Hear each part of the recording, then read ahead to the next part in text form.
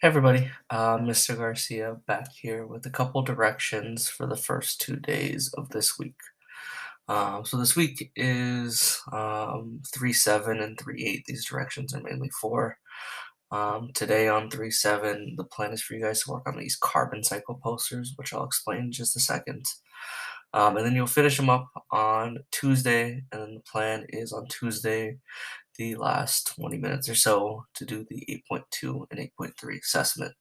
So right now would be a good time to go through and look at your 8.2 and 8.3 standards. I have them up here. I'm just walking you through them.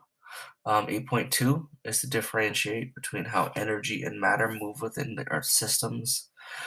And 8.3 is the details of all of the water, carbon, and nitrogen cycles, how they're connected, um, and how they're similar. And so I want to talk about those two things really quickly.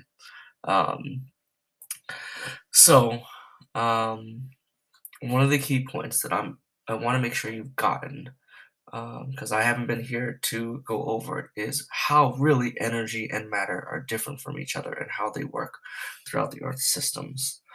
So there are four main Earth systems: the lithosphere, the atmosphere, the biosphere, and the hydrosphere.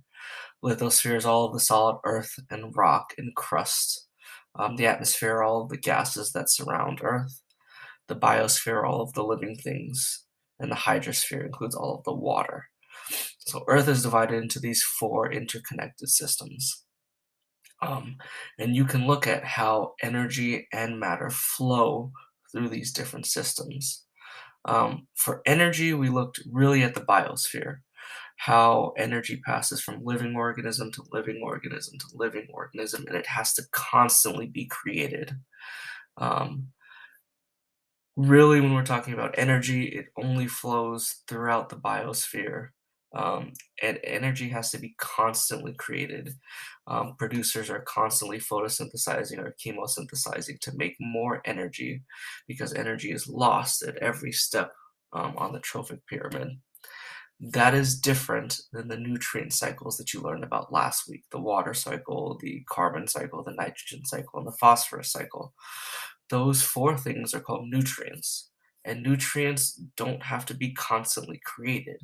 Instead, they are recycled. They go from one living thing to the next, to the next. They can be stored in the earth, they can be stored in the water, they can be stored in the air.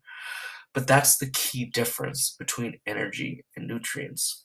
Energy is constantly needed to be created, while nutrients cycle through the four Earth systems.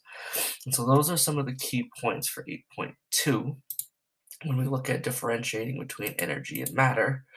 And then 8.3 are the water, carbon, and nitrogen cycles in detail.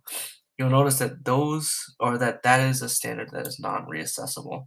That's because there's really only one or two ways I can ask about the water, carbon, and nitrogen cycles.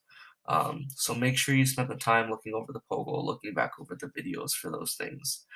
Um, the nitrogen cycle is probably the hardest one, and you will get a bunch of practice on the carbon cycle today.